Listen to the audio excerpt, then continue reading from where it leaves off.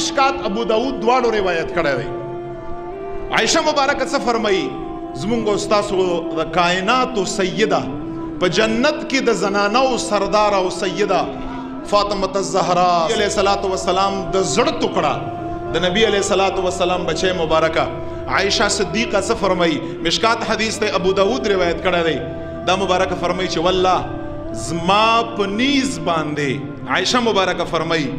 فاطمه مبارکه چې رسول الله سره څومره مشابه هوا پس شي کې ور سره مشابه هوا. عائشہ مبارکه فرمایي چې والله په کلام کې ور سره مشابه هوا، په شکل کې ور سره مشابه هوا، په عرش درش کې ور سره مشابه هوا، په ناست اولاړه کې ور سره مشابه هوا، په خبرو کې ور سره مشابه هوا. زما په نس باندې د فاطمه الزهرا مبارک نه زیات څوک مشابه کس پیغمبر علیہ السلام مبارک سره نو. او بیا دا مبارکه فرمای مخکې حدیث بیانې عائشہ مبارکه وی چې کله بچ اذا دخلت علیه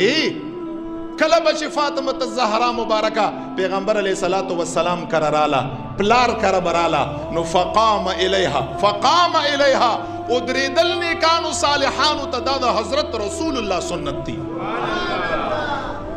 فاطمه الزهرا بشراله عائشہ مبارکه څه فرمای فقام الیها نبی علیہ الصلوۃ والسلام مبارک ورته ودریده مینه د وجنه ادب د وجنه او چې کله ورته ودریده دا غي نرستو عائشہ مبارکه فرمایي چې رسول الله به فاطمه الزهرا مبارک لاس پلاس کې ونیو او دا غي نرستو فقبل پیغمبر علیہ السلام مبارک به لاس مبارک خپل ک او چې لاس مبارک به خپل ک واجلسه فی مجلسه چې په کوم ځای کې به رسول الله مبارک ناستو په اومغه ځای باندې به رسول الله کېنوله څوک ولاړ د امام الانبیاء ولاړ دی په خپله باندې. او د هغې نه وروسته بیا فرمایي وی چې کله به چې فاطمه الزهرا کره فاطمه الزهرا کله کله پلارم خپلې بچی کره ځي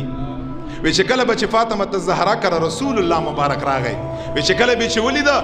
اذا دخل کله به چې داخل شو پیغمبر علیه السلام علیها په فاطمه الزهرا باندې به رسول الله داخل شو نو فقامت الیه پیغمبر علیه الصلاۃ والسلام مبارک تبا ادریدا او دا غین رستو واخذت بيده پیغمبر علیه الصلاۃ والسلام لاس بیونی و په خپل لاس کې فقبلته عائشہ مبارک فرمای فاطمه الزهرا مبارک با رسول الله لاس خپل کا او په هغه ځای باندې به رسول الله کینا و چې په کوم ځای باندې به فاطمه الزهرا مبارک ناسته